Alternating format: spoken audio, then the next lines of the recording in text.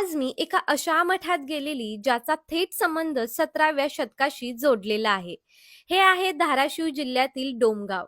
इथे ज्यांची समाधी आहे ते कल्याण स्वामी रामदास स्वामींचे पट्टशिष्य होते. रामदास स्वामींच्या शिष्य परंपरेत अनेक शिष्य होऊन गेले, परंतु कल्याण स्वामींना एक आदराचं महत्वाचं स्थान होतं.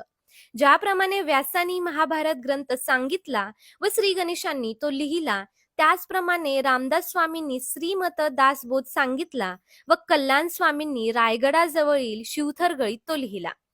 हा जो मठ आहे तो सीना कोळेगाव प्रकल्पात गेलेला असून इथे पक्का रस्ता बनवून दिलेला आहे शासनाने, जेणेकरून या मठाचं जे अस्तित्व आहे अबाधित राहील. कल्याण स्वामींचं जीवन समर्थांना समर्पित होतं. त्यांच्या जीवनातील अनेक महत्वाचे क्षण येथे चितारण्यात आलेले आहेत. त्याचबरोबर छत्रपती शाहू महाराजांच्या पत्नी महाराणी सकवारबाई साहेब यांनी ह्या मठाचं बांधकाम केलेलं आहे असं इथे नमूद आहे. इथे आल्यानंतर वातावरण इतकं शांत वाटत होतं आणि इथे येऊन बघितल्यानंतर तुम्हाला तुमच्या जीवनाचा जो सार आहे तो सापडतोच म्हणायला हरकत नाही.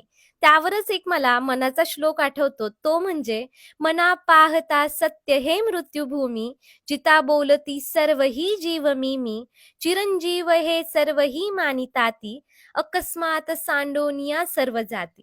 याचा अर्थ असा आहे,